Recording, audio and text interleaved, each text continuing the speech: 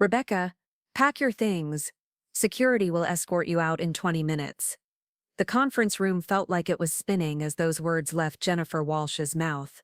3 months as our new CEO, and she was dismantling everything I'd spent 14 years building. The mahogany table that had hosted countless classified briefings now felt like a judge's bench, and I was receiving my sentence. My throat went dry as I stared at the termination letter sliding across the polished surface toward me. The same hands that had designed guidance systems for submarines, the same fingers that had touched documents so sensitive they could start wars, were now trembling as I reached for what felt like my professional death warrant. Before we jump back in, tell us where you're tuning from, and if this story touches you, make sure you're subscribed, because tomorrow I've saved something extra special for you.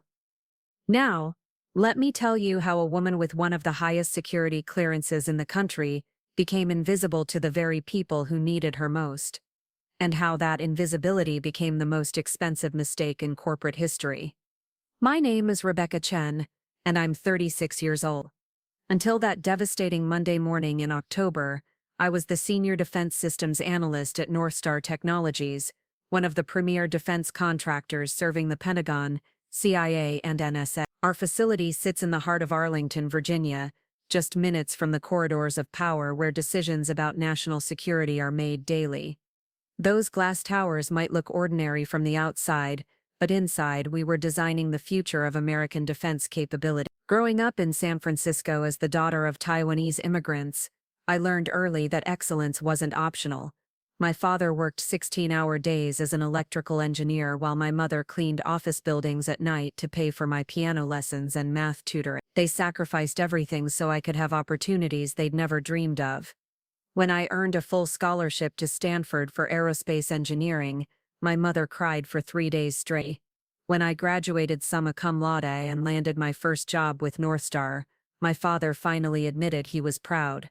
That was 14 years ago. 14 years of arriving early, staying late, and proving myself in a field where women like me were often the only face that looked like ours in rooms full of men. 14 years of background investigations, polygraph tests, and psychological evaluations to earn and maintain the security clearances that made me invaluable. 14 years of becoming the person they called when projects were classified so deeply that even knowing they existed required special permission.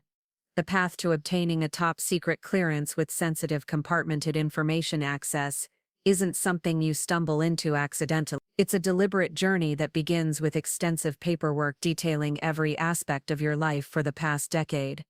Every address where you've lived, every job you've held, every foreign national you've encountered, every debt you've accumulated, every mistake you've made. The government wants to know about your college roommates, your high school boyfriends, your family's financial struggles, and that time you forgot to pay a parking ticket for 3 months.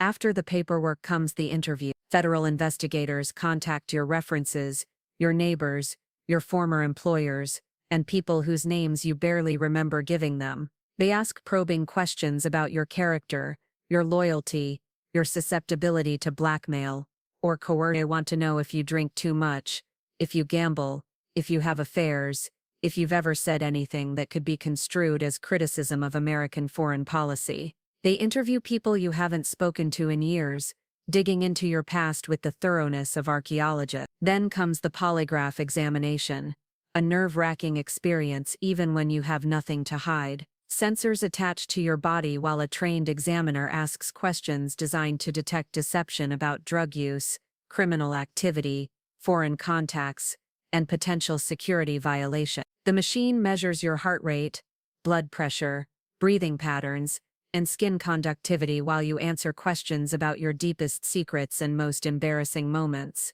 The psychological evaluation is equally invasive. Mental health professionals assess your stability, your judgment, your ability to handle stress and maintain discretion under pressure. They want to ensure you won't crack under the weight of the secrets you'll be trusted with, that you won't develop mental health issues that could compromise your reliability, and that you possess the emotional maturity to handle information that could affect national security. Finally, there's the lifestyle investigation, where federal agents verify every detail of your submitted information.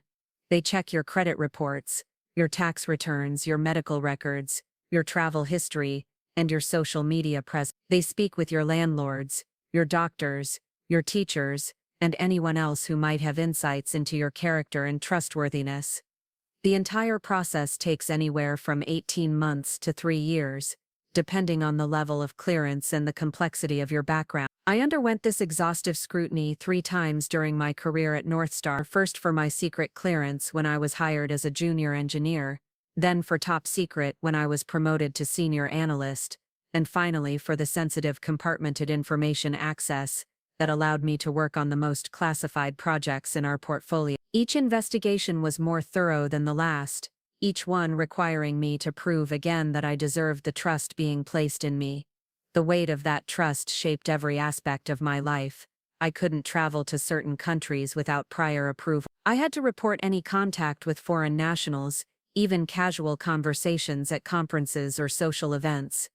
I couldn't discuss my work with friends or family, couldn't post about my projects on social media, couldn't even acknowledge that certain programs existed. My dating life became complicated by the requirement to report any serious relationships, and the knowledge that potential partners would eventually be subjected to background investigations if things became serious. But the responsibility also gave my work meaning beyond a typical engineering career. I knew that the systems I designed would protect American soldiers overseas, that the technologies I developed would give our intelligence agencies advantages over hostile foreign powers, and that the innovations I contributed to would help maintain the delicate balance of global security. Every late night spent debugging code or refining algorithms felt like a small contribution to something larger than myself.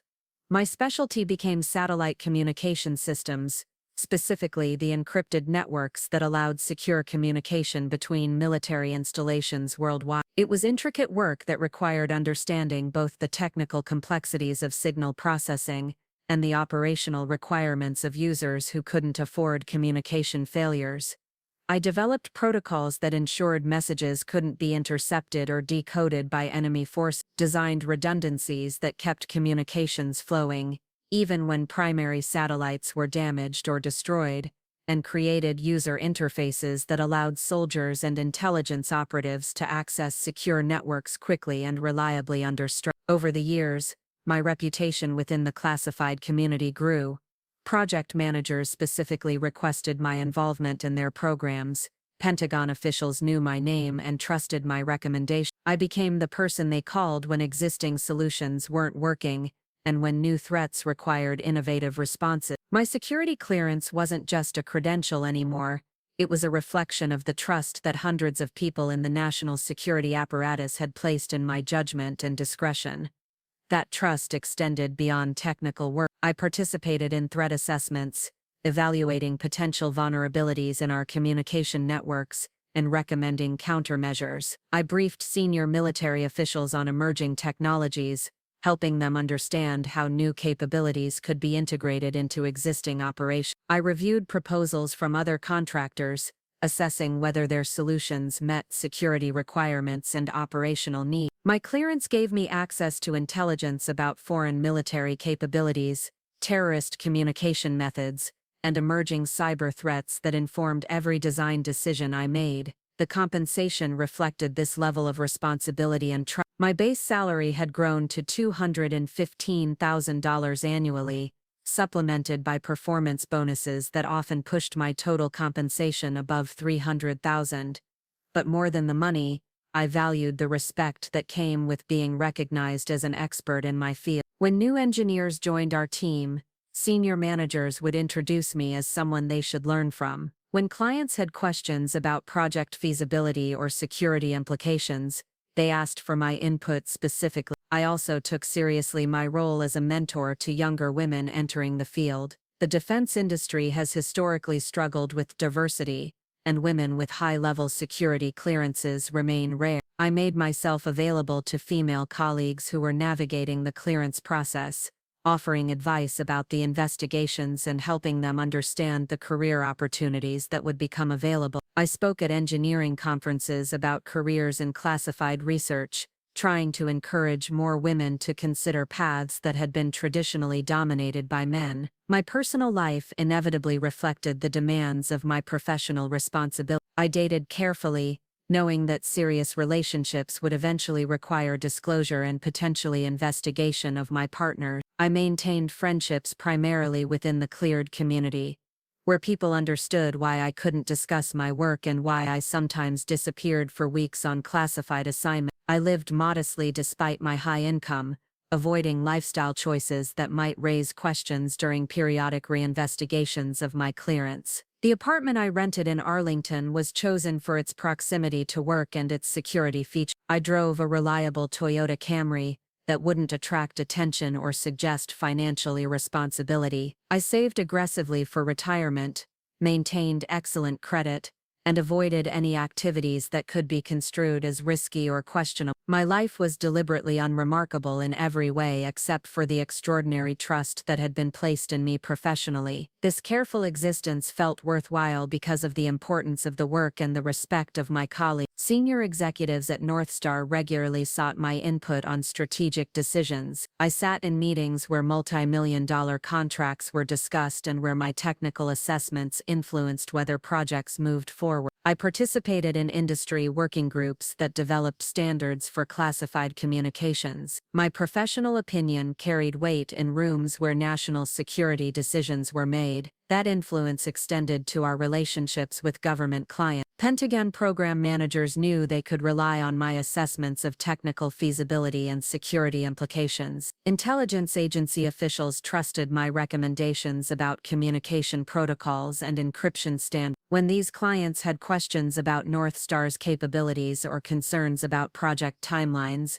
they often asked to speak with me directly. My reputation had become one of our company's most valuable assets in maintaining these crucial relationships. The work itself remained intellectually challenging and personally fulfilling even after 14 years. Technology evolved constantly, requiring continuous learning and adaptation. New threats emerged regularly, demanding innovative solutions and creative thinking. The problems I solved weren't abstract academic exercises.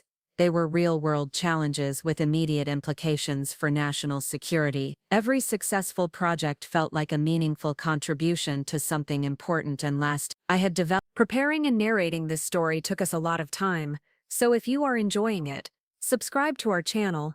It means a lot to us.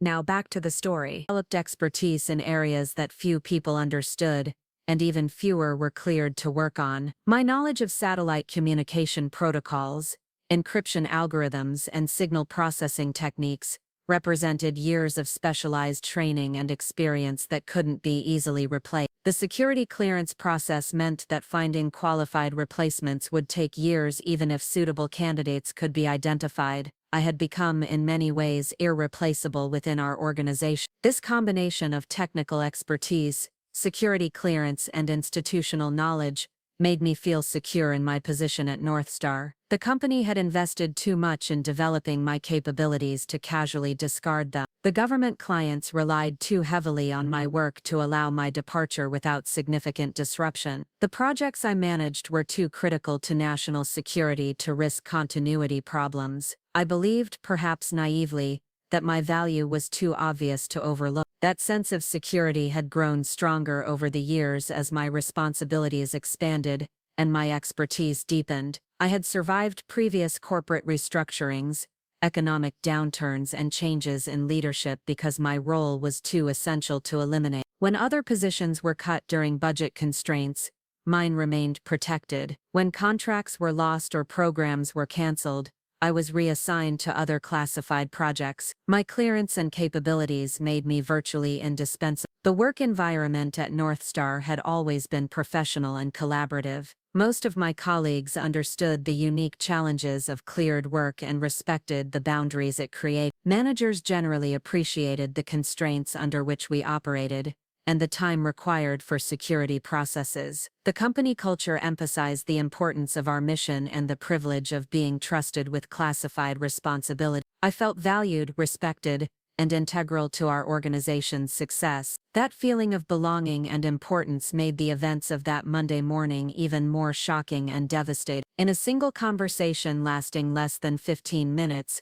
14 years of dedication, expertise, and trust were dismissed as irrelevant. The careful career I had built, the relationships I had cultivated, and the reputation I had earned were suddenly worthless. The security clearance that had defined my professional identity became meaningless in the face of corporate politics and financial pressures I hadn't seen coming. Jennifer Walsh had arrived at Northstar 3 months earlier, as part of a corporate acquisition by Meridian Industries, a conglomerate with interests in automotive manufacturing, consumer electronics, and commercial real estate. Her background was in luxury goods marketing and corporate efficiency optimization. She had no experience with government contracting, no understanding of classified work requirements, and no appreciation for the unique constraints under which defense contractors operate. Her mandate was clear and simple: reduce costs and increase profitability by any means necessary. The writing should have been on the wall when she held her first company meeting and spoke about eliminating redundancies, streamlining operations, and optimizing human capital allocation. She used business school buzzwords and management consulting frameworks that sounded impressive but revealed a fundamental misunderstanding of our industry. When she spoke about leveraging synergies and maximizing stakeholder value, I worried about how those concepts would translate to classified work where efficiency often conflicts with security requirements. Walsh's first major decision was to relocate our entire classified operations division to a new facility in Tampa, Florida. The announcement came during a staff meeting where she presented colorful PowerPoint slides about cost savings and operational efficiency. She spoke enthusiastically about lower real estate costs, reduced labor expenses, and proximity to MacDill Air Force Base, as if these factors alone justified uprooting an entire classified program. What she failed to understand was that moving classified operations isn't like relocating a marketing department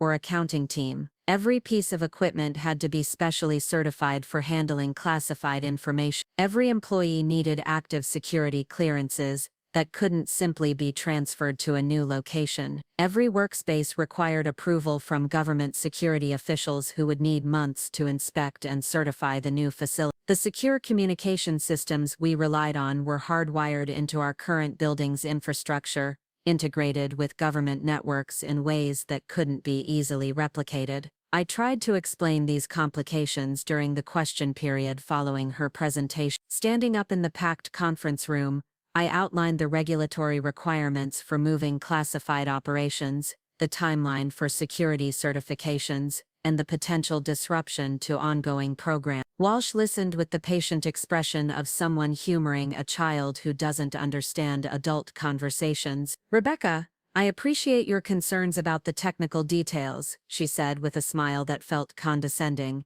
"But we have consultants working on those logistics. Sometimes you need to think bigger picture rather than getting bogged down in operational minutiae. The same regulations that could shut down our programs, terminate our contracts, and potentially result in criminal charges if violated." I felt my face flush with frustration, but I kept my voice steady as I responded.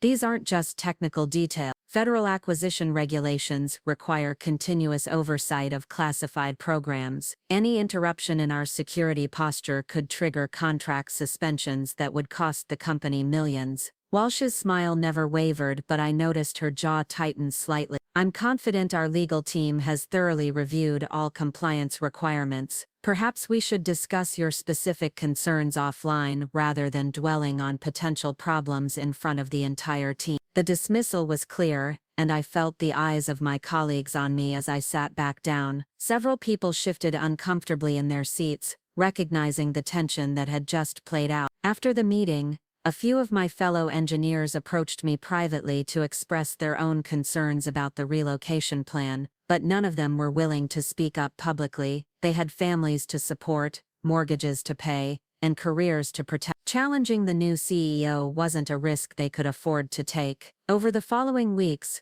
Walsh's consultants began conducting interviews with department heads about the relocation timeline. These weren't security professionals or defense industry experts. They were efficiency specialists from the commercial sector who asked questions that revealed their fundamental misunderstanding of our work environment. They wanted to know why our computers couldn't be packed up and moved like regular office equipment. They couldn't comprehend why our documentation couldn't be digitized and transferred electronically. They seemed baffled by the concept of air-gapped networks and standalone secure systems. During my interview with the lead consultant, a sharply dressed woman named Patricia Wells, who spoke in management consulting jargon, I attempted once again to explain the unique requirements of classified work. I described the approval processes required for new facilities, the certification timelines for secure communication systems, and the background investigation requirements for employees working in classified environments. Wells took notes on her laptop while I spoke, occasionally nodding in a way that suggested she was listening without actually understanding. When I finished my explanation, she asked if there were ways to expedite these processes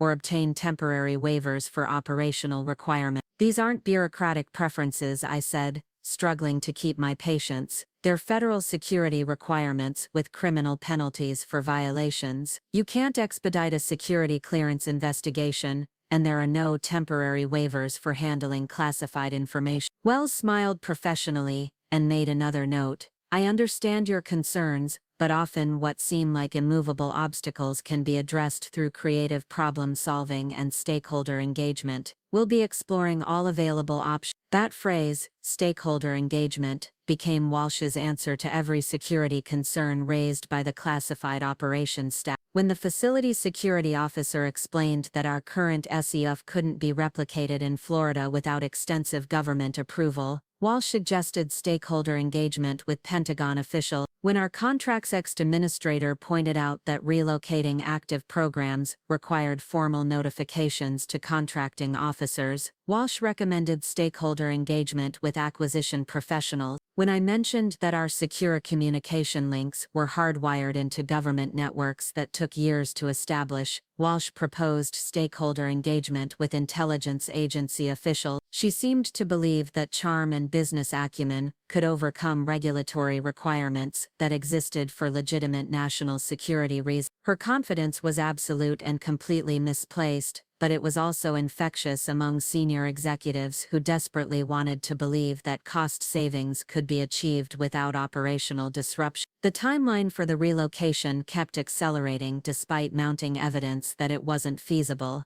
What began as an 18-month transition plan was compressed to 12 months, then 9 months, then 6 months, as Walsh became increasingly impatient with the lack of progress. Each revision of the timeline ignored more security requirements and regulatory constraints, creating an implementation plan that bore no resemblance to reality. I found myself in an impossible position. My professional obligations required me to protect classified information and ensure compliance with security regulations, but my employer was demanding that I participate in planning activities that would inevitably violate those same regulations. When I raised concerns about specific aspects of the relocation plan, I was accused of being negative and resistant to change. When I suggested alternative approaches that would maintain security compliance, I was told that my proposals were too expensive and bureaucratic. The stress began affecting my sleep and my health. I would lie awake at night, thinking about the classified programs that would be disrupted, the government relationships that would be damaged, and the potential security violations that seemed inevitable. I started having recurring dreams about security inspections gone wrong, about losing my clearance due to compliance failures that weren't my fault, about watching my 14-year career dissolve because of decisions I couldn't control. My concerns weren't just professional, they were deeply personal. My security clearance represented more than just job qualifications, it was a reflection of my character and trustworthiness that had been verified by the federal government. Any security violation, even one resulting from corporate negligence rather than personal misconduct, could permanently damage my ability to work in the classified community. The reputation I had spent 14 years building could be destroyed by circumstances beyond my control. I began documenting every interaction related to the relocation plan, keeping detailed records of meetings, email communications, and decisions that seemed to disregard security requirements. I wasn't planning any specific action, but my instincts told me that thorough documentation might become important later. I saved copies of regulatory guidance that was being ignored, correspondence with government officials expressing concerns about the timeline, and internal communications that demonstrated the disconnect between corporate expectations and operational reality. The breaking point came during a heated exchange with Walsh in her corner office, overlooking the Pentagon. She had summoned me to discuss what she called my attitude problem regarding the relocation initiative. The office was decorated with awards from her previous corporate positions and photographs from business conferences, but there were no indicators that she understood or appreciated the nature of defense contracting work. "Rebecca, I need to be frank with you," she began, settling behind her glass desk with the confidence of someone accustomed to being the smartest person in the room. "Your resistance to this relocation is becoming a problem for team morale and project momentum. I understand that change can be uncomfortable, but I need leaders who can adapt and inspire others to embrace new opportunities." I had prepared for this conversation, knowing that my response would likely determine my future with the company. I spoke carefully, choosing words that would convey the seriousness of the situation without appearing insubordinate or emotional. "My concerns aren't about personal comfort with change, they're about regulatory compliance and operational security. The timeline you've established doesn't allow sufficient time for the approval processes required by federal security regulation. Attempting to move forward without proper approvals could result in contract suspensions, security violations, and potential criminal liability for the company and individual employees." Walsh leaned back in her chair, her expression shifting from professional concern to visible irritation. "Rebecca, I've been managing complex business transformations for 15 years. I understand that people always find reasons why change is impossible, but successful leaders find ways to make things work. What I need from you is solutions, not obstacles. I've proposed several alternative approaches that would maintain security compliance while achieving cost savings," I replied. "Extended timelines, phased relocations, and hybrid operations models that could reduce expenses without compromising ongoing programs. But those proposals have been rejected because they don't meet the aggressive cost reduction targets, because they're not ambitious enough," Walsh said, her voice rising slightly. "We're not here to make incremental improvements, we're here to fundamentally transform how this organization operates. If you can't support that vision, then perhaps you're not the right fit for where we're heading." The threat was unmistakable, and I felt my heart rate accelerate as I realized that my job security was directly tied to my willingness to participate in activities that could violate federal regulation. I took a deep breath before responding, knowing that my next words would likely seal my fate. "I took an oath when I received my security clearance to protect classified information and comply with all applicable security regulations. That oath supersedes any corporate directive that would compromise national security or violate federal law. I can't support a plan that would put classified programs at risk, regardless of the potential business benefit." Walsh's expression hardened,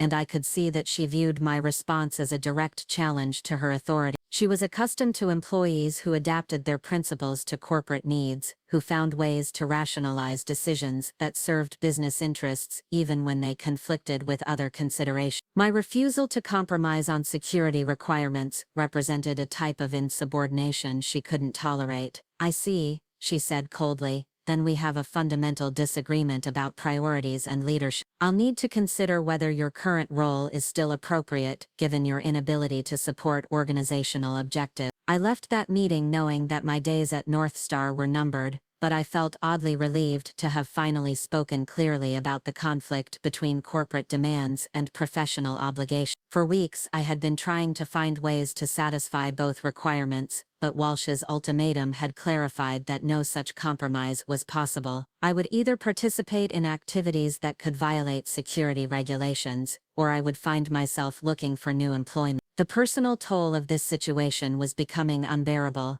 I had devoted 14 years to building expertise and reputation in the classified community, sacrificing personal relationships and lifestyle choices to maintain the trust that came with high-level security clearance. The prospect of losing that career because of corporate politics felt like watching everything I had worked for dissolve through no fault of my own. I started reaching out to former colleagues who had moved to other defense contractors, testing the job market while trying to understand how widespread these types of corporate culture conflicts had become in the industry. The conversations were enlightening and depressing in equal measure.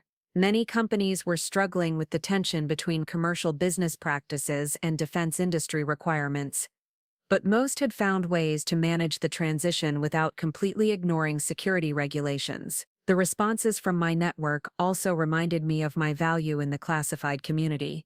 Several companies expressed immediate interest in my experience and clearance level, suggesting that finding new employment wouldn't be difficult if I could preserve my security credentials. But that preservation depended on avoiding any involvement in security violations that could damage my reputation or trigger investigations that might jeopardize my clearance. Walsh's frustration with my resistance to the relocation plan seemed to intensify her focus on other aspects of my performance and attitude. She began questioning decisions I had made on technical matters, challenging my assessments of project timelines and resource requirements, and generally creating an atmosphere where my expertise was treated as opinion rather than professional judgment. During program review meetings, she would interrupt my briefings to ask questions that revealed her lack of understanding about classified work while simultaneously undermining my credibility with government clients. She would suggest alternative approaches that violated security protocols, then expressed disappointment when I explained why those approaches weren't feasible. These interactions were particularly uncomfortable when they occurred in front of Pentagon officials or intelligence agency representatives who understood the regulatory environment and could see the disconnect between corporate expectations and operational reality. The impact on team morale was devastating.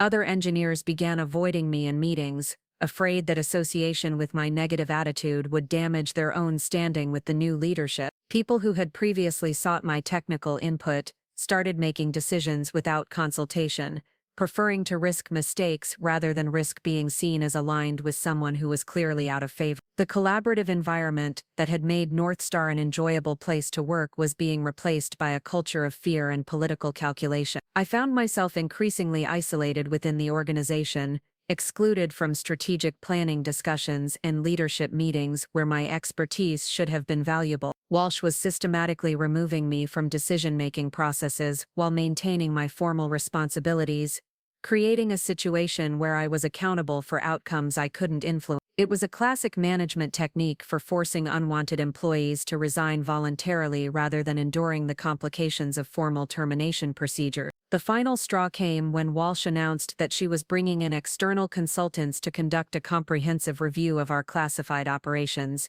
and make recommendations for improving efficiency and reducing costs. These consultants had no security clearances, no experience with defense contracting, and no understanding of the regulatory environment that governed our work, but they had impressive credentials in corporate optimization and business process re-engineering. The prospect of having uncleared consultants reviewing classified programs was so obviously problematic that I initially assumed someone would intervene to prevent it. But as the days passed and preparations for the consultant review continued, I realized that Walsh was serious about this approach. She genuinely believed that business efficiency principles could be applied to classified work without regard for security requirements. I requested an urgent meeting with our facility security officer, hoping that a security professional could help Walsh understand why this approach was inappropriate. But when I explained the situation, the security officer looked uncomfortable and admitted that he had already raised concerns with Walsh about the consultant review.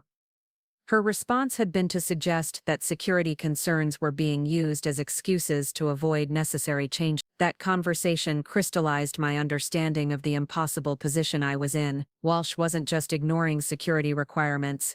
She was actively dismissive of them. She viewed regulatory compliance as an obstacle to business success rather than a fundamental requirement for operating in the defense industry. No amount of explanation or documentation would change her perspective, because she had already decided that security concerns were illegitimate impediments to progress. The realization that I was working for someone who fundamentally didn't understand or respect the nature of classified work was both liberating and terrifying. It freed me from the exhausting effort to find compromises between irreconcilable positions, but it also meant that my career at Northstar was effectively over. The only question was whether I would resign voluntarily or wait to be terminated for failing to support organizational objectives. I chose to wait, partly because I wanted to document as much as possible about the decisions being made, and partly because I hoped that someone with more authority might intervene to prevent the most egregious violations of security protocol. But as the weeks passed and the consultant review moved forward despite obvious regulatory problems,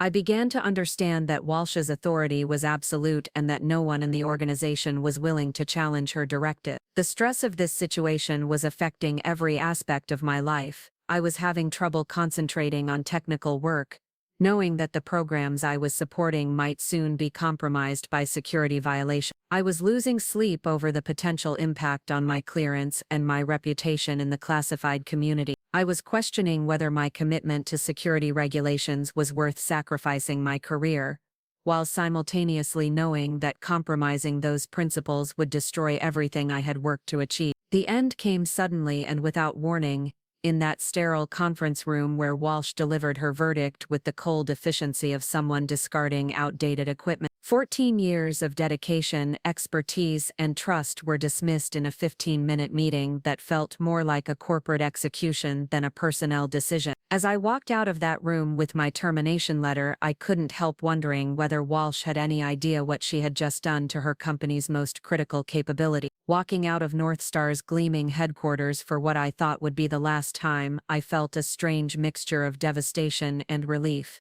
The Virginia autumn air was crisp against my face as I carried the cardboard box containing 14 years of my professional life. Personal photographs, a few technical manuals I was permitted to keep, my coffee mug from the team celebration when we'd successfully launched the Hermes satellite communication system, and a small succulent plant that had somehow survived on my windowsill despite the fluorescent lighting. The security escort had been mercifully brief. Tom Rodriguez, the guard who had checked my badge every morning for the past 8 years, looked genuinely pained as he accompanied me through the process of surrendering my access credentials. He'd watched me grow from a junior engineer to one of the most respected technical experts in the building, and his discomfort with the situation was obvious. When we reached my car in the visitor parking area where I was now required to park, he shook his head slowly. "This doesn't make sense, Rebecca," he said quietly, glancing around to ensure no one could overhear. "They're losing the best person they had." His words were meant to be comforting, but they only emphasized the surreal nature of what had just happened. For the first time in my adult life, I was unemployed. More than that, I was unemployed in a field where my primary qualification was a security clearance that took years to obtain and could be easily lost if not properly maintained. The classified community was small enough that news of my termination would spread quickly and potential employers would want to understand why someone with my credentials and experience had been let go. The drive home to my Arlington apartment felt like moving through a dream. The familiar route past the Pentagon and through the corridors of the defense establishment took on an ominous quality, as if I was already being excluded from a world I had inhabited for my entire professional career. The radio played news about international tensions and military operations that I had been indirectly supporting through my work, reminding me that the mission would continue without my participation. My apartment building was one of those generic mid-rise structures that housed hundreds of government employees and defense contractors, chosen more for its security features and proximity to work than for any aesthetic appeal. As I climbed the stairs to my third-floor unit, I encountered several neighbors who worked in similar roles throughout the Washington area. Their polite nods and brief conversations felt different now that I was no longer part of their professional community. Inside my apartment, the silence was overwhelming. For years, my evenings had been spent reviewing technical documentation, preparing for the next day's meetings, or catching up on industry publications that kept me current with emerging technology. Now I faced an empty schedule with no immediate purpose or direction. The classified work that had structured my daily routine was no longer accessible, and the sense of professional identity that had defined me was suddenly absent. I poured myself a glass of wine and sat on my couch, staring at the box of personal items I'd brought home from the office. The physical objects seemed pathetically small to represent 14 years of dedicated service, but they also triggered memories of projects, colleagues, and achievements that couldn't be contained in any cardboard container. The coffee mug alone represented dozens of late-night sessions where our team had worked through complex technical challenges, building solutions that would protect American interests around the world. The financial implications of unemployment were immediately concerning. My savings were substantial, reflecting years of careful planning and the high income that came with specialized clearances, but they wouldn't last indefinitely without replacement income. More troubling was the potential impact on my security clearance itself,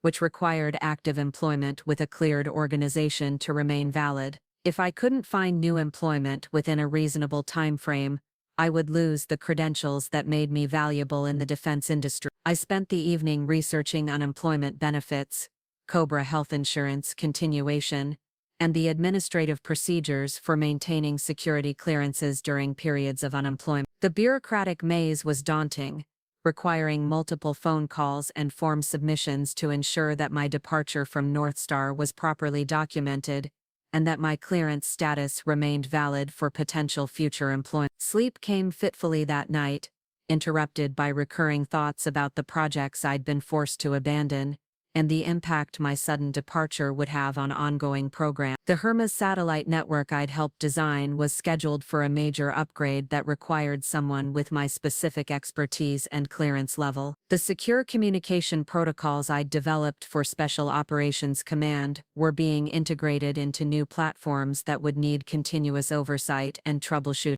The intelligence analysis tools I'd created for the NSA required regular updates and security patches that couldn't be delayed without compromising their effectiveness. The next morning brought a flood of text messages and emails from former colleagues expressing shock at news of my termination. Many offered condolences and support, while others asked for details about what had happened and whether there were positions available at companies where they had contact. The outpouring of concern was touching, but it also emphasized how unexpected my departure had been to people who understood my value to the organization. Several messages came from government officials I'd worked with on various programs, expressing concern about continuity and asking whether I'd be transitioning to another contractor where our collaboration could continue. These inquiries highlighted one of Walsh's most significant miscalculations in terminating my employment. The relationships I'd built with Pentagon officials, intelligence agency personnel, and military commanders weren't just professional courtesies, they were operational necessities for successful project execution. Amanda Foster from the Defense Intelligence Agency called while I was having my morning coffee, her voice conveying both professional concern and personal sympathy. We'd worked together on 3 major programs over the past 5 years, and she'd specifically requested my involvement in a new initiative that was scheduled to begin the following month. "Rebecca, I just heard about your departure from Northstar," she said, carefully aware that our conversation might be monitored despite being conducted over unclassified lines. "I'm concerned about the impact on our upcoming collaboration and wondering if you'll be continuing this work with another organization." Her question touched on one of the most complex aspects of the classified world. Individual expertise and relationships often transcended corporate boundaries, but the administrative and security requirements for transferring between companies could take months to complete. My sudden departure from Northstar had created an immediate gap in capabilities that couldn't be easily filled, regardless of where I might eventually find new employment. "I'm exploring opportunities with other organizations," I replied diplomatically, "but the transition process will take some time to complete." "I understand," Dr. Foster said, though I could hear the frustration in her voice. "Please keep me informed about your situation. The work we've been planning is too important to delay indefinitely." After ending the call, I realized that Walsh's decision to terminate my employment hadn't just affected me personally, it had disrupted ongoing national security programs in ways that she couldn't possibly understand. The specialized knowledge I'd developed over 14 years wasn't just theoretical expertise.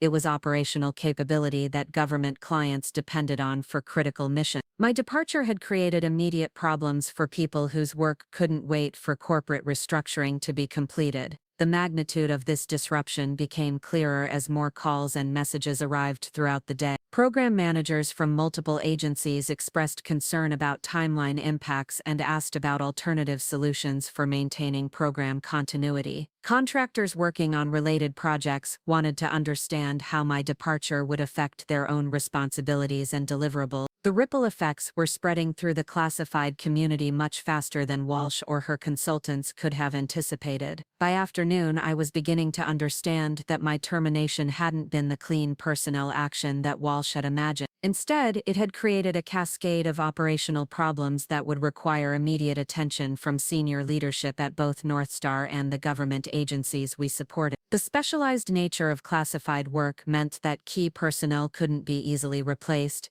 and critical programs couldn't be suspended while companies reorganized their workforce. This realization led me to examine my situation from a different perspective. Rather than viewing myself as a victim of corporate mismanagement, I began to consider the leverage that my unique position might provide. Walsh had terminated my employment without understanding the operational consequences, but those consequences were becoming apparent to everyone else involved in the programs I'd been supporting. The question was whether I could use this situation to my advantage. I spent the evening reviewing the details of my employment termination, looking for any procedural errors or contractual violations that might provide grounds for legal action. My termination letter cited organizational restructuring as the reason for ending my employment, but it didn't acknowledge the specialized nature of my role or the impact on ongoing programs. The language was generic, corporate terminology that ignored the unique requirements of classified work. More importantly, I began to research the specific contract requirements for the programs I'd been supporting. Defense contracts typically included detailed personnel qualifications and security requirements that couldn't be modified without formal approval from the contracting office. If Northstar couldn't provide adequate replacement personnel for critical roles,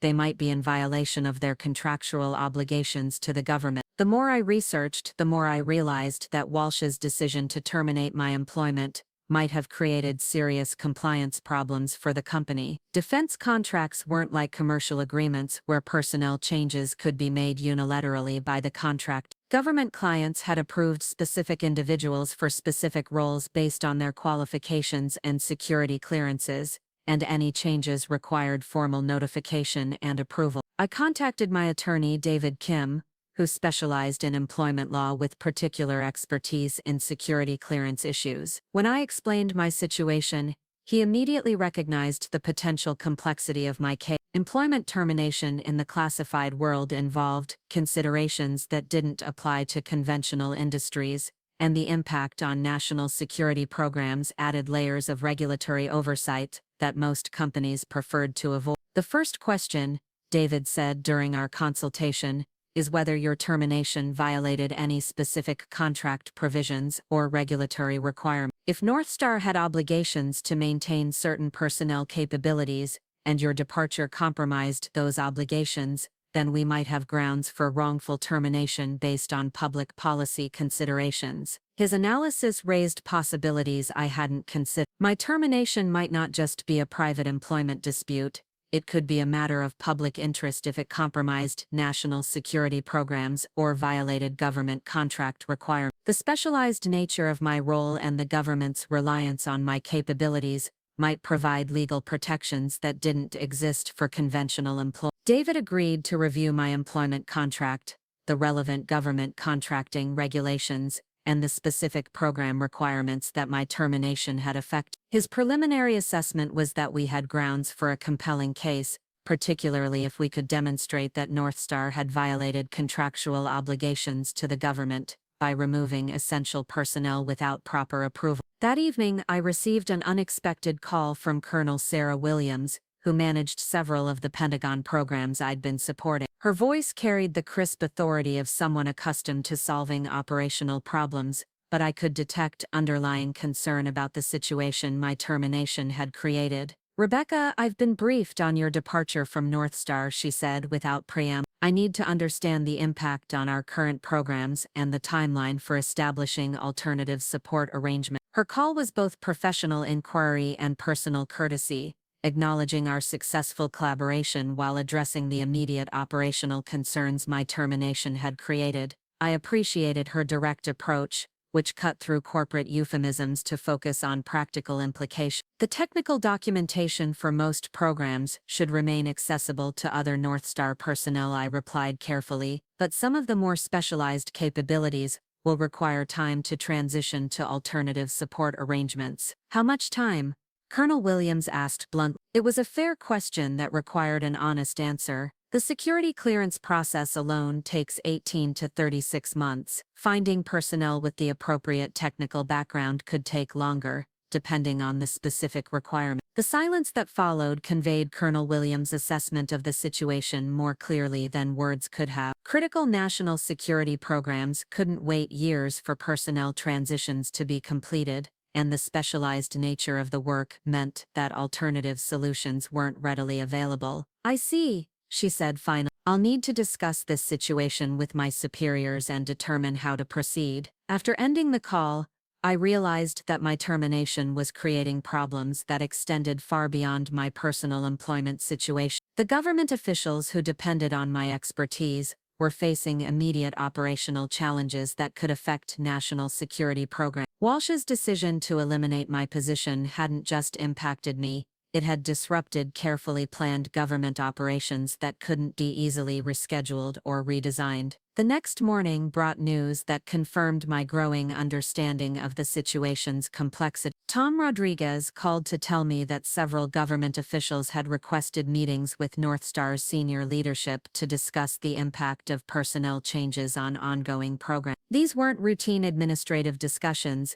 They were urgent operational consultations about how to maintain critical capabilities. Management is scrambling, Tom told me quietly. They're trying to figure out how to replace you, but they're realizing it's not as simple as hiring someone new. The clearance requirements alone are making it impossible to find immediate replacement. His information confirmed what I'd suspected about the operational chaos my termination had created. Walsh had assumed that personnel were interchangeable resources that could be eliminated or replaced based on financial considerations, but the reality of classified work was far more complex. The specialized skills, security clearances, and government relationships I'd developed over 14 years couldn't be easily replicated. More significantly, I learned that several of Northstar's government contracts contained specific provisions about key personnel that couldn't be changed without formal approval from the contracting office. My termination might have triggered breach of contract provisions that could result in financial penalties,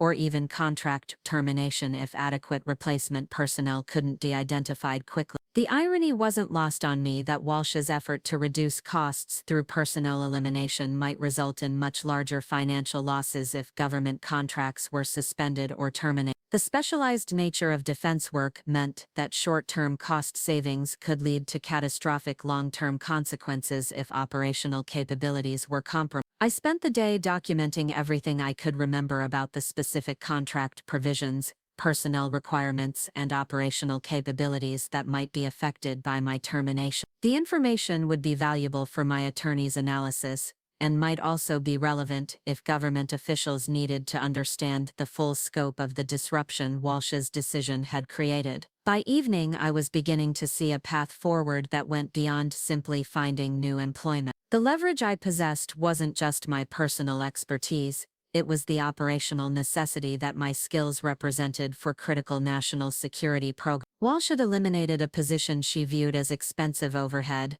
but she'd actually removed a capability that government clients considered essential for mission success. The question was, how to use this leverage effectively while maintaining the professional relationships and security obligations that defined my career in the classified community. The solution would need to address both my personal situation and the broader operational problems that my termination had created for everyone involved in these critical programs. 3 days after my termination, I received a call that changed everything. The voice on the other end belonged to General Patricia Morrison, Deputy Director of the Defense Intelligence Agency, and someone whose authority extended far beyond corporate boardrooms or consultant recommendations. Her tone was measured but carried an undercurrent of urgency that immediately commanded my attention. Miss Chen, I need to speak with you about the operational impacts of your recent departure from Northstar Technologies. Are you available for a classified discussion this afternoon? The invitation to a classified discussion meant traveling to a secure facility where we could speak freely about programs and capabilities that couldn't be discussed over conventional communication channels. It also meant that my situation had escalated to levels of government attention that Walsh and her team couldn't possibly have anticipated when they made their personnel decision. I arrived at the Pentagon 2 hours later, going through the familiar security procedures that had been routine for 14 years, but now felt different given my unemployed status. The guard who processed my visitor credentials recognized me from previous meetings and seemed surprised to see me entering as a guest rather than as a working contractor with regular access. General Morrison's office reflected her position and experience, with commendations and photographs documenting a distinguished military career that spanned multiple decades and several classified operations. She gestured for me to take a seat in the secure conference area of her office, where we could discuss sensitive matters without concern for electronic surveillance or unauthorized access. Miss Chen, I'll be direct, she began without preliminary. Your departure from Northstar has created immediate operational problems for 6 active programs under my oversight. 3 of these programs are scheduled for critical milestones within the next 30 days,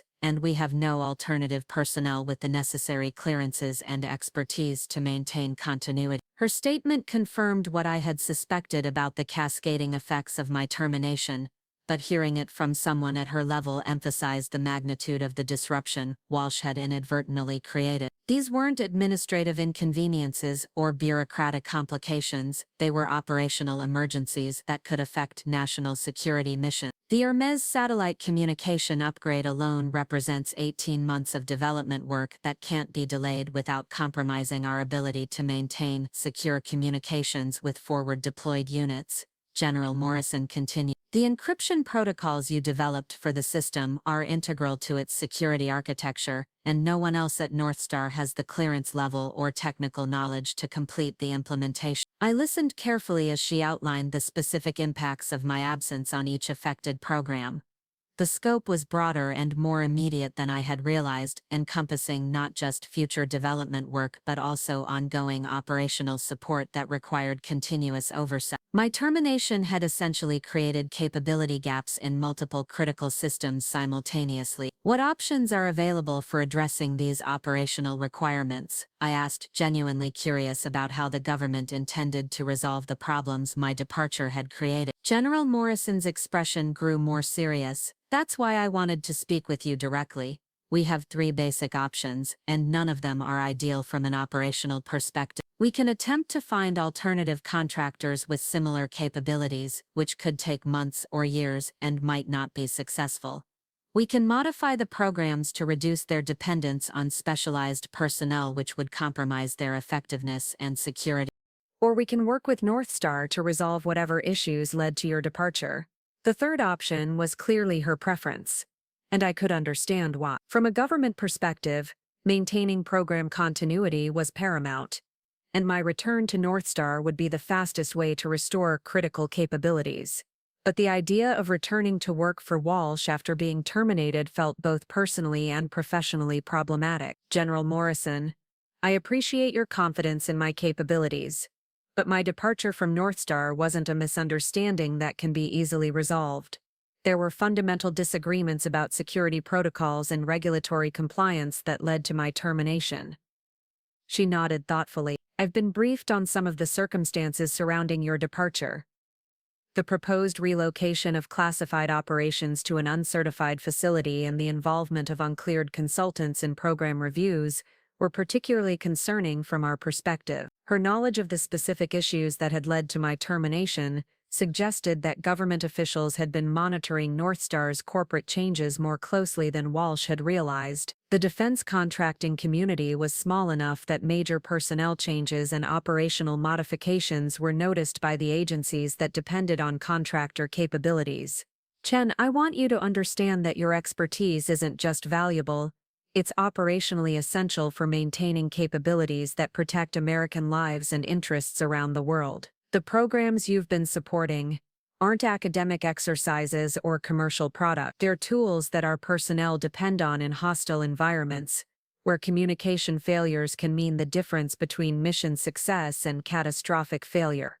Her words reminded me of why I had chosen to work in the classified community despite the personal sacrifices and professional constraints it required. The technical problems I solved had real-world implications for people whose safety depended on the reliability and security of the systems I helped design. My work wasn't just a career, it was a contribution to something larger and more important than individual advancement. What would you need from Northstar to consider returning to support these programs?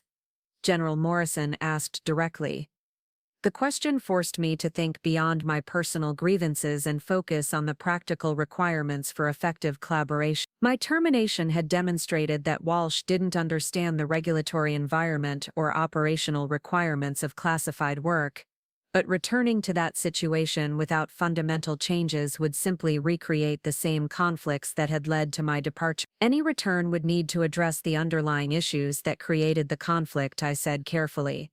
Specifically, recognition that security protocols and regulatory compliance aren't optional considerations that can be modified for business convenience. The programs you're describing require continuous oversight by personnel with appropriate clearances and expertise, and any corporate restructuring needs to account for those operational requirements. General Morrison made notes as I spoke, and I could see that she was considering how to translate my concerns into language that corporate executives would understand and accept. Her experience bridging military and civilian worlds would be valuable for explaining why certain requirements weren't negotiable despite their impact on business objectives. I'll be having conversations with Northstar's leadership about the operational impacts of recent personnel changes, she said diplomatically. Your input about the specific requirements for maintaining program continuity will be valuable for those discussions. After leaving the Pentagon, I realized that my situation had evolved far beyond a simple employment dispute. The government's dependence on my expertise had created leverage that extended beyond my personal circumstances to encompass broader questions about contractor capabilities and operational reliability. Walsh's decision to terminate my employment hadn't just affected me. It had compromised government programs that couldn't be easily replaced or delayed. That evening, I received a call from David Kim with an update on his legal analysis of my termination. His research had uncovered several contractual provisions that appeared to have been violated by my departure, including specific requirements for maintaining key personnel on critical programs. More importantly, he had identified federal regulations that prohibited contractors from making personnel changes that could compromise classified operations without prior government approval. The Federal Acquisition Regulation requires contractors to notify the contracting officer before making any changes to key personnel on classified programs, David explained. Your termination should have been preceded by formal discussions with government officials about alternative support arrangements and impact mitigation strategies. His analysis suggested that Northstar might be in violation of their contractual obligations to multiple government agencies, creating potential grounds for breach of contract claims that could result in financial penalties or even contract termination. The specialized nature of my role and the government's reliance on my capabilities had created legal protections that didn't exist for conventional employees. More significantly, David continued, the government has the authority to direct contractors to maintain specific personnel if their departure would compromise national security operations. General Morrison's interest in your situation suggests that such direction might be forthcoming. The possibility that the government might intervene directly in my employment situation was both encouraging and concerning. While it would vindicate my position about the importance of my role, it would also create a complex dynamic where corporate personnel decisions were subject to government oversight and potential reversal. The next morning brought a call from Rebecca Chen, Northstar's CFO, requesting an urgent meeting to discuss potential consulting opportunities for supporting ongoing programs. His tone was noticeably different from the dismissive attitude I had encountered during my termination, suggesting that corporate leadership was beginning to understand the operational consequences of their personnel decisions. I agreed to meet with him that afternoon, but I insisted that David accompany me to ensure that any discussions were properly documented and that my interests were protected. The meeting took place in a conference room at David's law firm, Neutral Territory, where corporate pressure tactics would be less effective than they might be in Northstar's offices. Marcus arrived with Jennifer Walsh and their lead corporate attorney, a woman named Patricia Wells who specialized in government contracting issues. The presence of legal counsel suggested that they understood the potential complexity of the situation and the need for careful handling of any proposed arrangement. Rebecca, we want to acknowledge that your departure has created some operational challenges for our government programs.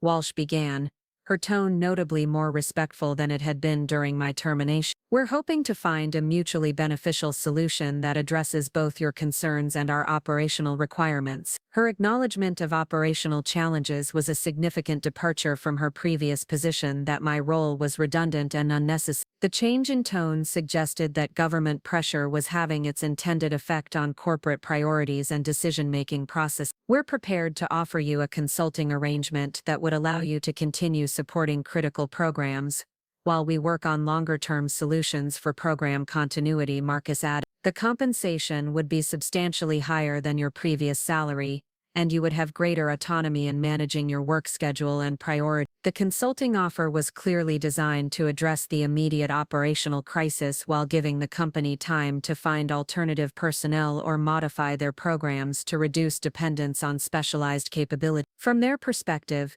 it was a temporary solution that would satisfy government requirements without requiring them to admit that my termination had been a mistake. What specific programs would be included in this consulting arrangement? I asked, wanting to understand the scope of their proposal and the level of access it would require. Patricia Wells consulted her notes before responding. All 6 programs currently experiencing continuity issues would be included, along with any related development work or operational support requirements. You would have the same security access and technical authorities you had as a full-time employee. Her answer confirmed that they understood the breadth of the operational problems my departure had created, and were willing to restore my access to all affected programs. The consulting arrangement would essentially return me to my previous role with different employment terms and potentially better compensation. There would also be provisions for converting the consulting arrangement to permanent employment if both parties were satisfied with the working relationship, Walsh added, suggesting that they were open to acknowledging that my termination might have been premature. David asked several questions about the specific terms of the proposed consulting arrangement, including compensation structure, duration, termination provisions, and intellectual property rights. His inquiries revealed that they had prepared a comprehensive proposal that addressed most of the practical concerns that might arise from such an arrangement. My client will need time to review any formal proposal and consider how it addresses the underlying issues that led to her termination, David said diplomatically.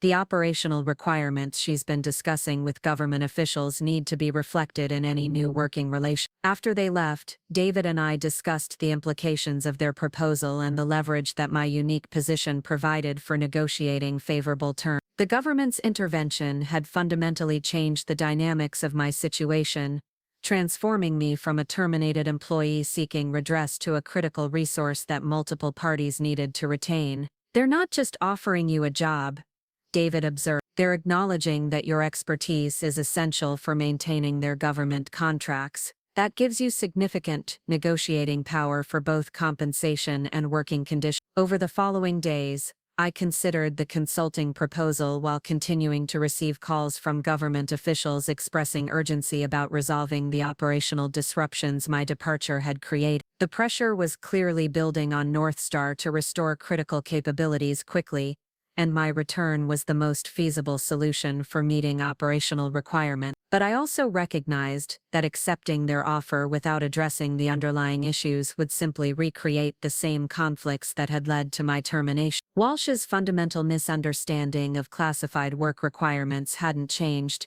and her corporate priorities remained focused on cost reduction rather than operational effectiveness. I decided to use the leverage that government intervention had provided to negotiate terms that would address both my personal situation and the broader problems with Northstar's approach to classified operations. Rather than simply returning to my previous role, I would seek to establish a new working relationship that recognized the unique requirements of defense contracting work. My counteroffer included several key provisions that went beyond the consulting arrangement they had proposed. First, I wanted recognition as Chief Technical Officer for all classified programs, with authority to ensure that security protocols and regulatory requirements were properly maintained. Second, I wanted veto power over any corporate decisions that could affect classified operations, including personnel changes, facility modifications, and consultant engagement. Third, I wanted a seat on Northstar's board of directors to provide ongoing oversight of defense contracting activity. The proposal was ambitious,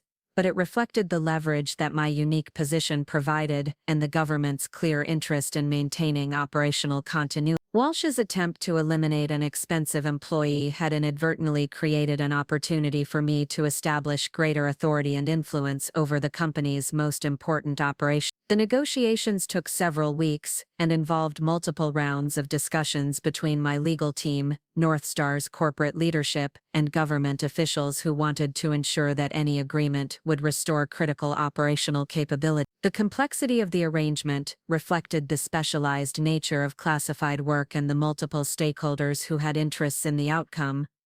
The final agreement exceeded my initial expectations in several important ways. My new compensation package included an annual salary of $450,000, plus equity participation that would grow with the company's success in government contracts. My authority over classified operations was formally recognized in the corporate governance structure, with reporting relationships that bypassed Walsh for operational decisions. Most importantly, the agreement included provisions for ongoing government oversight of Northstar's classified operations, ensuring that future corporate decisions would be subject to external review. 6 months after my termination, I returned to Northstar's offices in a role that provided greater authority, better compensation, and stronger protection for the programs I had dedicated my career to supporting. Walsh remained as CEO, but her authority over classified operations had been significantly constrained by the new governance structure that resulted from her personnel mistakes. The operational crisis that my termination had created was resolved within weeks of my return, with all affected programs restored to full operational status, and several new government contracts awarded based on restored confidence in Northstar's capability. The government's intervention had not only protected my career but had also established new precedents for how corporate personnel decisions affecting classified operations would be reviewed and potentially overruled. The experience taught me valuable lessons about the leverage that specialized expertise provides in situations where operational continuity is critical for national security. My willingness to stand up for security protocols and regulatory compliance, even when it conflicted with corporate priorities, had ultimately been vindicated by government intervention that recognized the importance of maintaining critical capability. But perhaps more importantly, the experience demonstrated that individual professionals in the classified community have both the opportunity and the responsibility to ensure that corporate decisions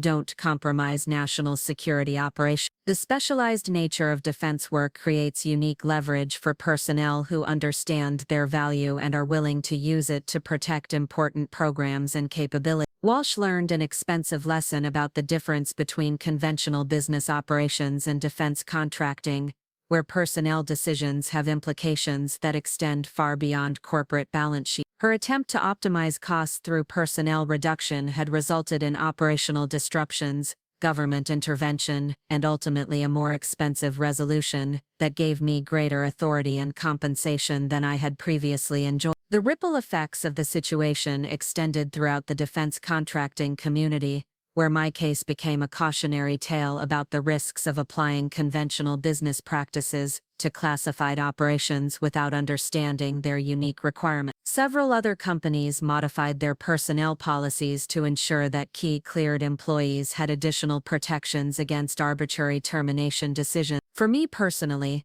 the experience transformed my understanding of my own value and the leverage that specialized expertise provides in protecting both personal interests and national security operations. The security clearance that had defined my career wasn't just a professional credential, It was a tool for ensuring that important work continued regardless of corporate politics or financial pressure. Today, I continue to work on the same programs that were disrupted by my termination, but with greater authority to ensure that they receive the resources and attention they require for success. My role has expanded to include mentoring other cleared professionals about their rights and responsibilities, helping them understand the leverage their expertise provides, and the importance of standing up for security protocols even when doing so conflicts with corporate preference. The classified community is small enough that stories like mine spread quickly, serving as both inspiration and warning for professionals who face similar conflicts between corporate demands and operational requirements. My willingness to accept termination rather than compromise security protocols has become a model for others who face pressure to prioritize business objectives over regulatory compliance. The government's intervention in my case also established important precedents for protecting critical personnel from arbitrary corporate decisions that could compromise national security operations. The recognition that some expertise is too important to be subject to conventional employment practices has led to stronger protections for cleared professionals and greater oversight of contractor personnel decisions. Looking back on the experience, I realized that my termination was the best thing that could have happened for my career and for the programs I support. Walsh's attempt to eliminate what she viewed as unnecessary expense inadvertently created an opportunity for me to establish greater authority,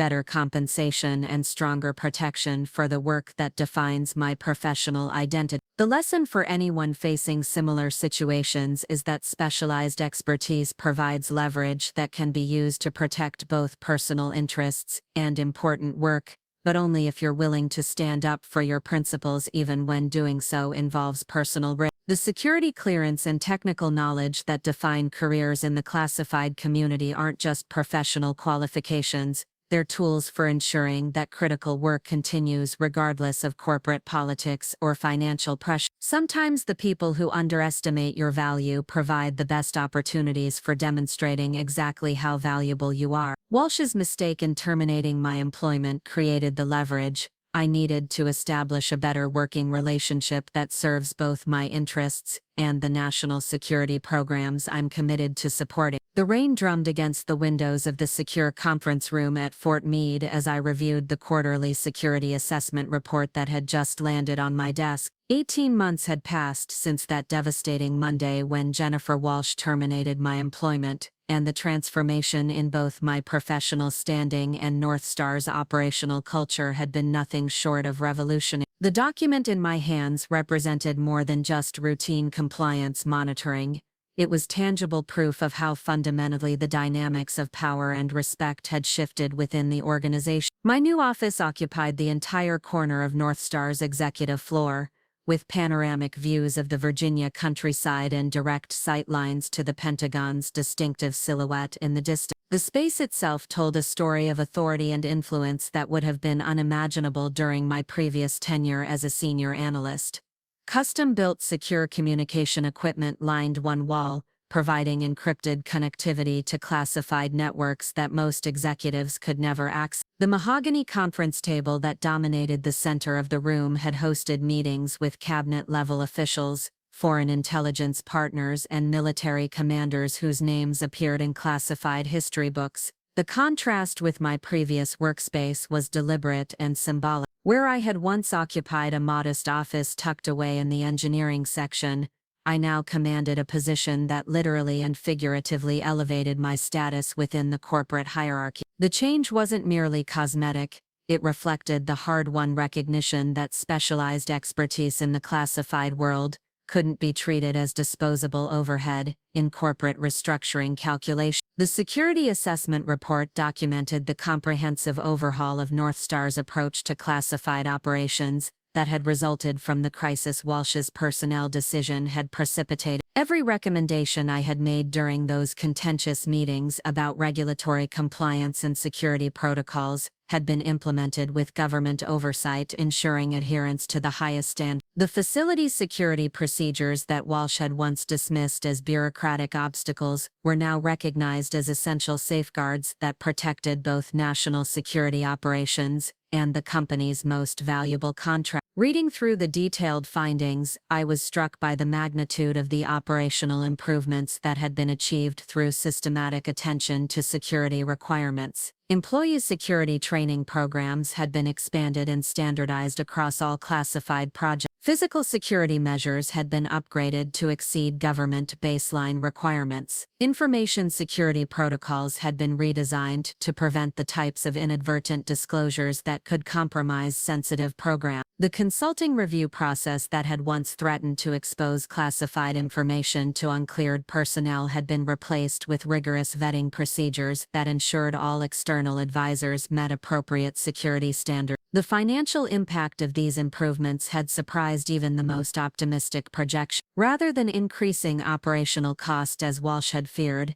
the enhanced security posture had generated new business opportunities with government agencies that demanded the highest levels of operational reliability. 3 major contracts totaling over $800 million had been awarded specifically because of Northstar's demonstrated commitment to security excellence. The reputation for reliability and trustworthiness that emerged from the crisis had become one of our most valuable competitive advantages in the defense contracting marketplace. My role as Chief Security Officer had evolved far beyond the technical responsibilities I had previously managed as a senior analyst. The position carried executive authority over all aspects of classified operations, from personnel security to facility management to program oversight. More importantly, it included veto power over corporate decisions that could affect security posture or regulatory compliance. The governance structure that had emerged from the government intervention ensured that business considerations could never again override operational security requirements. The board meetings I now attended as a voting member provided perspectives on corporate strategy that had been invisible to me during my previous role. Sitting alongside senior executives and external directors, I could see how business decisions affected multiple stakeholders and how the specialized requirements of classified work influenced broader strategic planning. My voice in these discussions carried weight that reflected not just technical expertise, but also operational authority that government clients recognized and respected. Walsh's presence in these meetings had become increasingly peripheral as the new governance structure limited her influence over the company's most profitable operations. The classified programs that I now oversaw generated nearly 60% of Northstar's total revenue, effectively making me responsible for the financial health of the entire organization. The irony wasn't lost on anyone that the position she had eliminated as redundant overhead had become the most critical executive role in the company. The personal satisfaction of this reversal was accompanied by a deeper appreciation for the responsibility that came with such authority. Every decision I made affected not just corporate profitability but also national security operations that protected American interests around the world. The satellite communication systems I oversaw enabled secure coordination between military units in hostile environments. The intelligence analysis tools I managed provided critical capabilities for identifying and countering terrorist threats. The encryption protocols I maintained protected sensitive diplomatic communications that could affect international relations. This broader perspective had fundamentally changed my approach to leadership and mentorship within the classified community. The experience of being undervalued and then vindicated had taught me valuable lessons about the importance of advocating for both professional principles and personal worth. I had established a formal mentorship program for cleared professionals throughout the Washington area,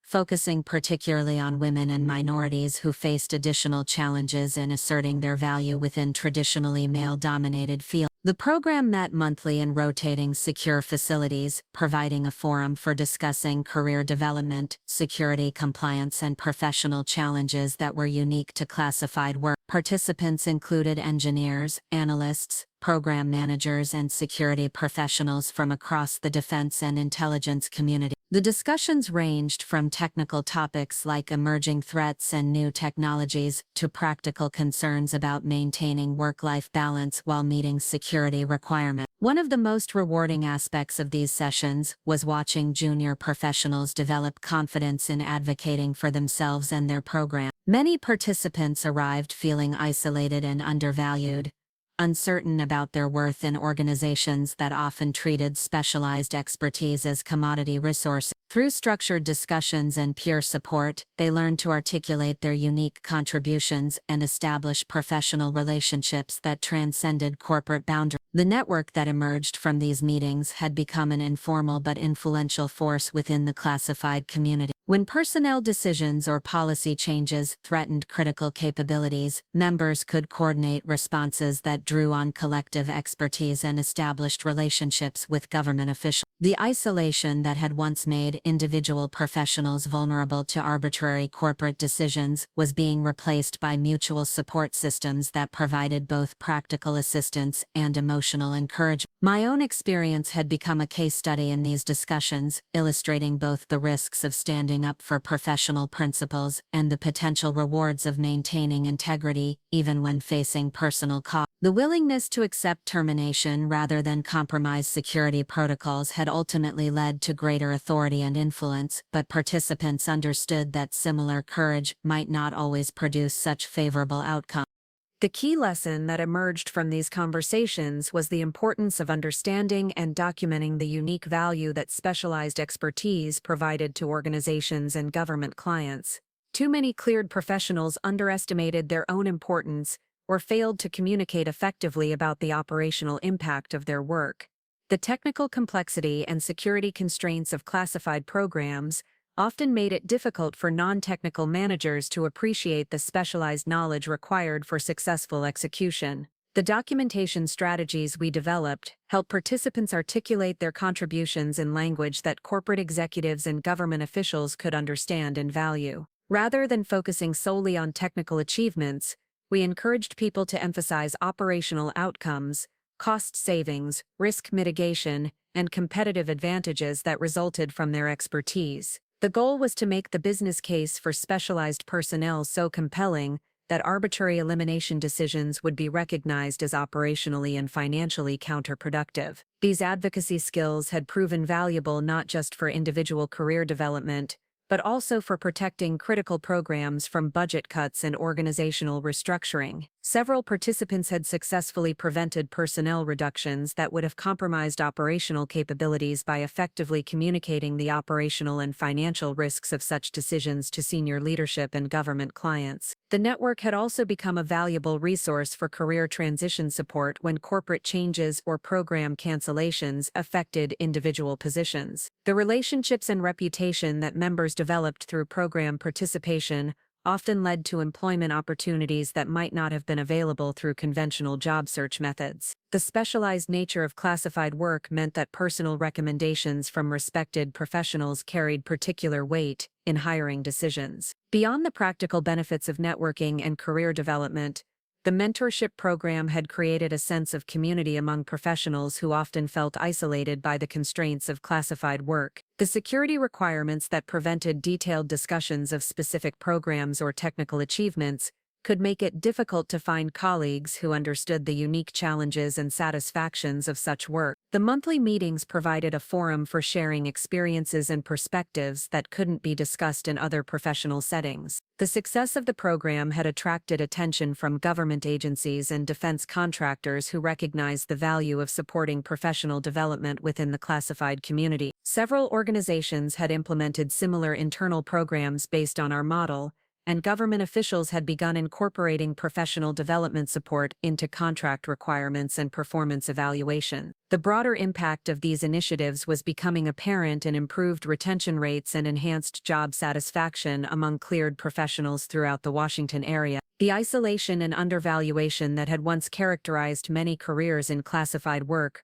were being replaced by professional recognition and peer support that acknowledged the importance and difficulty of such roles. My personal journey from terminated employee to senior executive had become emblematic of the changes occurring throughout the classified community. The recognition that specialized expertise couldn't be treated as disposable overhead was transforming how organizations approached personnel decisions and career development for their most critical employees. The financial success that had accompanied my professional rehabilitation had enabled investments in both personal security and philanthropic activities that reflected my commitment to supporting others facing similar challenges. The compensation package that resulted from my return to Northstar had grown to over $600,000 annually, supplemented by equity participation that increased with the company's success in government contract. This financial security had allowed me to establish a legal defense fund for cleared professionals facing wrongful termination or security clearance challenge. The fund provided resources for hiring specialized attorneys and covering litigation costs that individual employees might not be able to afford. Several cases had already resulted in favorable settlements or reinstatement decisions that established important precedents for protecting cleared personnel from arbitrary corporate action. The fund had also supported legislative advocacy efforts aimed at strengthening legal protections for professionals whose expertise was critical for national security operations. The recognition that some capabilities were too important to be subject to conventional employment practices had led to proposed legislation that would require government review of personnel decisions affecting critical positions on classified programs. The personal relationships that had sustained me through the most difficult periods of unemployment and uncertainty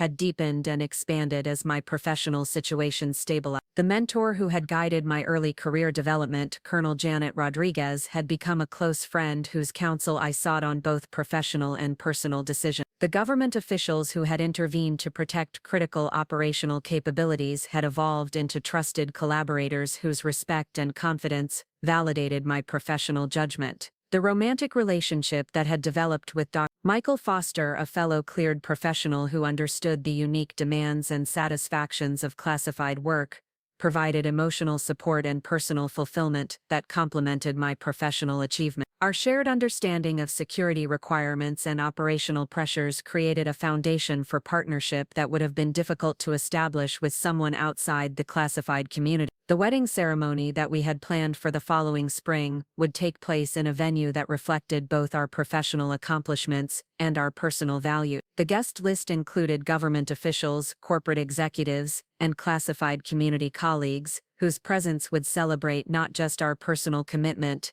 but also the professional relationships that had made our individual successes possible. The speech I was preparing for the ceremony would acknowledge the role that professional adversity had played in creating opportunities for both career advancement and personal growth. The termination that had initially seemed like professional disaster had ultimately led to greater authority, better compensation, stronger relationships, and deeper appreciation for the importance of maintaining integrity, even when facing personal costs. Looking ahead, the challenges facing the classified community continued to evolve as new technologies, emerging threats, and changing geopolitical dynamics created requirements for capabilities that didn't exist in previous generations. The artificial intelligence applications that were transforming commercial industries were beginning to influence defense and intelligence operations in ways that required new approaches to security, reliability, and human oversight. My current responsibilities included overseeing the development of machine learning systems that could analyze vast quantities of intelligence data,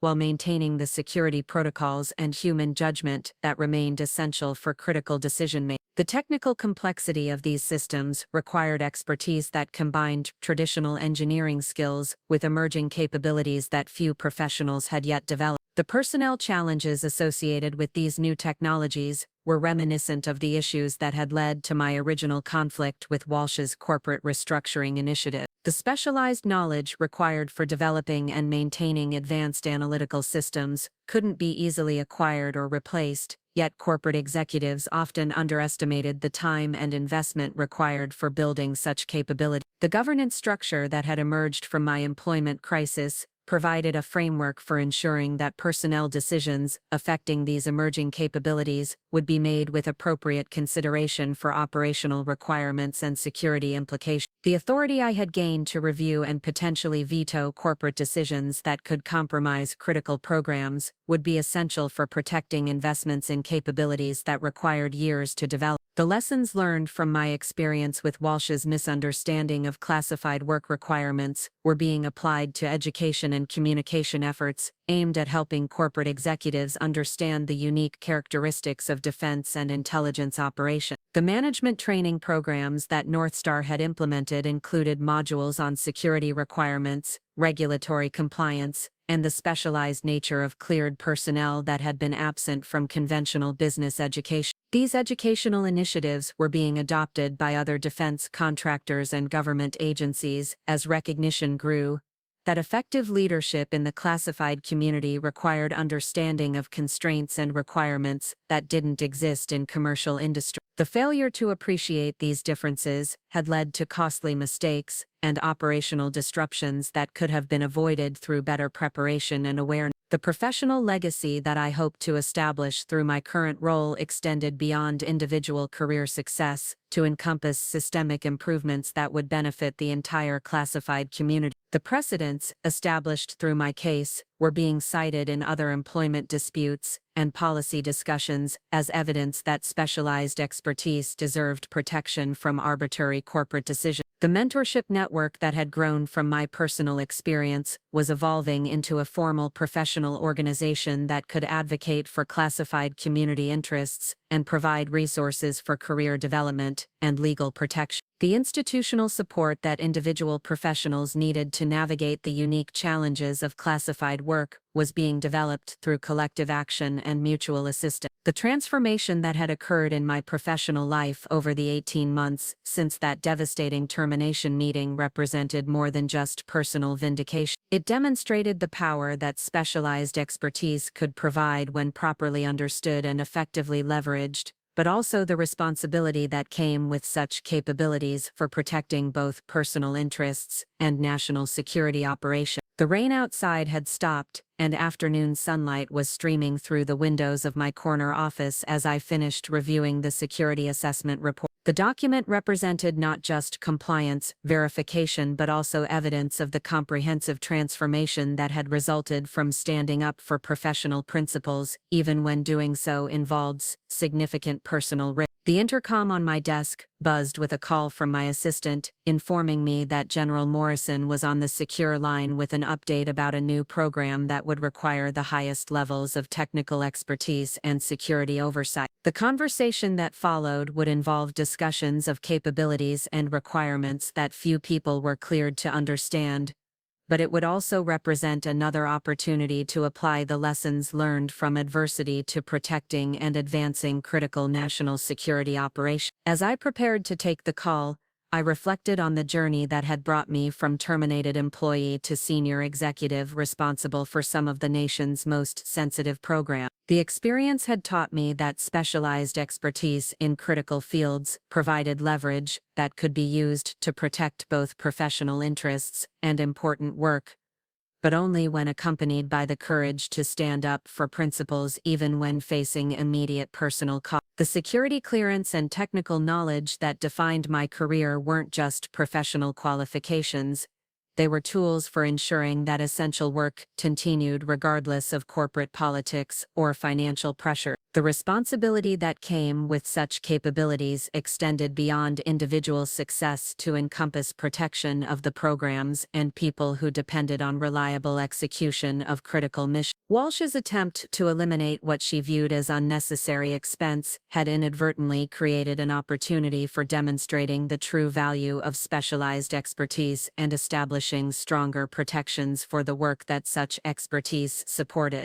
The mistake of underestimating the importance of cleared professionals had led to costly lessons that were being applied throughout the defense contracting community to prevent similar miscalculation. The phone call with General Morrison concluded with agreement on my participation in a new program that would push the boundaries of both technical capability and security requirements. The work would be challenging and consequential, involving technologies that could influence national security for decades to come, but it would also represent another opportunity to apply hard-won experience to ensuring that critical capabilities received the protection and support they deserve. The ceremonial ribbon cutting at Northstar's new Advanced Technologies Center represented more than just another corporate milestone. Standing before the assembled crowd of government officials, industry leaders, and media representatives, I held the golden scissors that would officially open a facility designed specifically to house the most sensitive defense research programs in the country. The building behind me represented a $200 million investment in capabilities that had grown directly from the operational requirements I had fought to protect during those dark days of corporate restructuring. Secretary of Defense Patricia Williams stepped to the podium,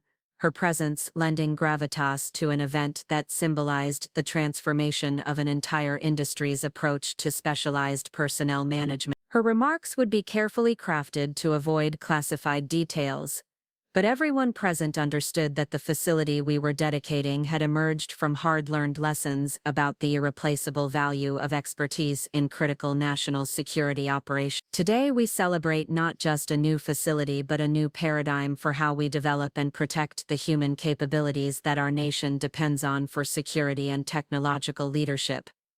Secretary Williams began, her voice carrying across the assembled crowd. The Advanced Technology Center represents recognition that some expertise cannot be treated as commodity resources subject to conventional business calculation. Her words carried special meaning for me, having been present during the classified briefings, where senior officials had discussed the operational disruptions caused by short-sighted personnel decisions throughout the defense industrial base. My case had become a catalyst for broader policy changes that now protected critical capabilities from arbitrary corporate restructuring initiatives. The facility itself was a testament to the evolution in thinking that had occurred over the past 2 years. Rather than viewing security requirements as obstacles to efficiency, the building had been designed from the ground up to exceed all government standards while creating an environment that attracted and retained the most talented professionals in their field. The secure areas were spacious and comfortable,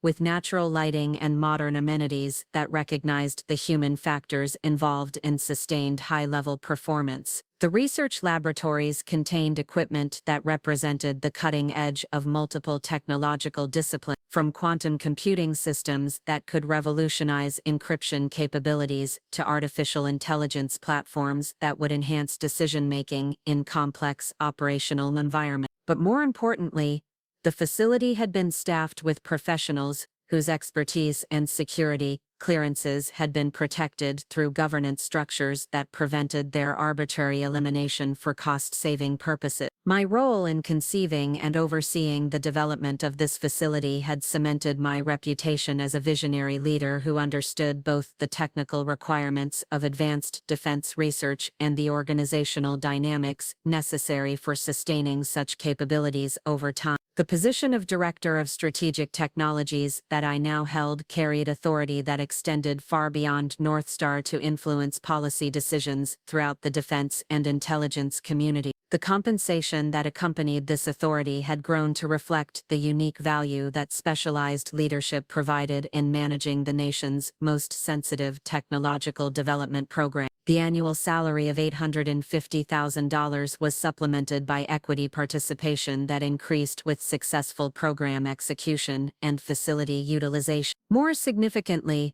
the role provided access to classified information at levels that few civilians ever achieved, enabling participation in strategic planning processes that shaped national security policy for decades into the future. The personal satisfaction that came from this professional recognition was enhanced by the knowledge that the precedents established through my experience were being applied to protect other professionals facing similar challenges. The legal framework that had emerged from my case was being cited in employment disputes throughout the cleared community, establishing stronger protections for personnel whose expertise was critical for national security operations. The mentorship network that had grown from my individual experience had evolved into a formal professional association with over 1,500 members across the Washington area and affiliate chapters in major defense contracting centers throughout the country. The organization provided career development resources, legal assistance, and advocacy support for cleared professionals who faced challenges related to security clearance, maintenance, employment disputes, or professional development opportunity. The annual conference that the association hosted had become a significant event in the classified community calendar, attracting senior officials from across the defense and intelligence establishments to discuss emerging challenges and opportunities in specialized career fields. The keynote address I delivered at the most recent conference had focused on the responsibility that came with privileged access to national security information and the importance of maintaining professional integrity, even when facing personal costs. The audience for that speech had included many professionals who were navigating their own conflicts between corporate pressures and operational requirements, seeking guidance about how to protect both their careers and the critical programs they supported. The lessons I shared emphasized the importance of documenting contributions, building professional networks, and understanding the leverage that specialized expertise provided in protecting essential capabilities. The response to my presentation had been overwhelming, with hundreds of follow-up conversations and requests for individual mentoring that reflected the widespread nature of the challenges facing cleared professionals throughout the defense industrial base. The isolation and undervaluation that had characterized my own early experience were being replicated in organizations across the country, but the awareness and advocacy tools that had emerged from collective action were providing resources for more effective responses. The legislative initiatives that the association had supported were beginning to produce policy changes that strengthened protections for critical personnel throughout the government contracting sector. The proposed legislation that would require security impact assessments for personnel decisions affecting classified programs had gained bipartisan support and was expected to become law within the next congressional session. The broader cultural transformation that these policy changes represented was becoming apparent in how defense contractors approached workforce planning and personnel management. The recognition that some capabilities required years to develop and could not be easily replaced was influencing corporate strategies that now prioritized retention and development of specialized talent over short-term cost reduction initiatives. The training programs that Northstar had implemented for senior executives had become a model for other organizations seeking to improve their understanding of classified work requirements and the unique challenges involved in managing cleared personnel. The curriculum included modules on security regulations, clearance processes, and the operational implications of personnel decisions that affected critical programs. The success of these educational initiatives had led to consulting opportunities that allowed me to share lessons learned with organizations throughout the defense and intelligence community. The speaking engagements and advisory roles that resulted from this expertise provided additional income streams while expanding my influence over policy discussions that affected the entire cleared community. The personal relationships that had sustained and enriched my journey from terminated employee to industry leader had deepened into a network of trusted advisors and close friends whose counsel I valued on both professional and personal matters. The wedding celebration that Michael and I had held the previous spring had brought together colleagues and clients whose presence testified to the respect and affection that had grown from shared commitment to protecting critical national security capability. The honeymoon trip to Europe had provided a rare opportunity to step away from the demands of classified work and experience the broader world that our professional efforts help to protect and stabilize. The perspective that came from visiting historical sites and meeting people whose security depended partly on American defense capabilities reinforced my appreciation for the importance of the work that defined my career. Returning to the demanding schedule of program oversight and strategic planning that characterized my current responsibilities, I found renewed energy and focus that came from understanding the global context in which our technical developments would be applied. The quantum encryption systems we were developing would protect diplomatic communications that could prevent international conflicts.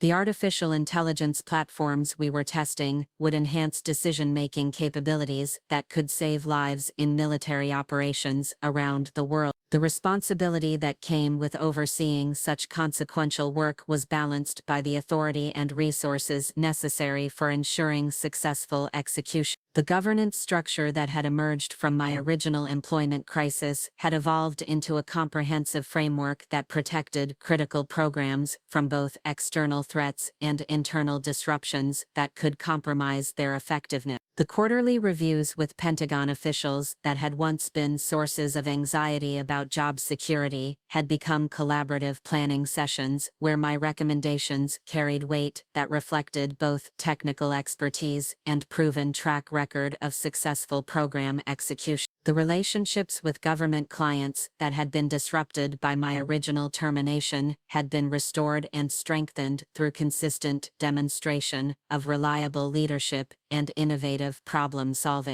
The industry recognition that accompanied these achievements had generated opportunities for broader influence through participation in professional organizations, advisory panels, and policy development initiatives that shaped the future direction of defense technology development. The security clearances that had once made me vulnerable to arbitrary corporate decisions now provided access to strategic planning processes that influenced national security policy at the highest level. The financial security that resulted from professional success had enabled investments in both personal interests and philanthropic activities that reflected my commitment to supporting others who faced similar challenges. The scholarship fund that I had established for women pursuing careers in classified fields had already supported dozens of graduate students whose research contributed to advancing critical defense technology. The real estate investments that had grown from my increased compensation had provided both personal satisfaction and additional income streams that reduced dependence on any single employer or contract. The Virginia farmhouse that Michael and I had purchased provided a retreat from the intensity of classified work while remaining close enough to Washington for easy commuting to sensitive facilities.